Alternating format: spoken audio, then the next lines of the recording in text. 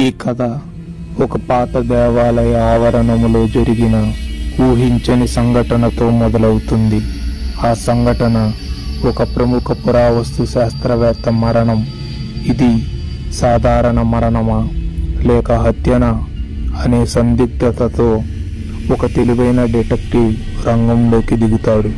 కానీ ఈ కేసు కేవలం ఒక హత్య లేకపోతే సహజ మరణమా అని తెలుసుకునే పరిశీలనలో ఇది శతాబ్దాల నాటి రహస్యాలు, పురాణాలు మరియు నమ్మకాలతో ముడిపడి ఉందని తెలుసుకుంటాడు.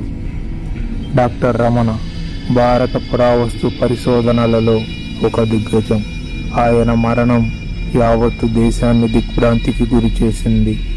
ఆయన మృతదేహం ఒక పురాతన శిథిలమైన విష్ణు దేవాలయం యొక్క గర్భగుడిలో లభ్యమైంది.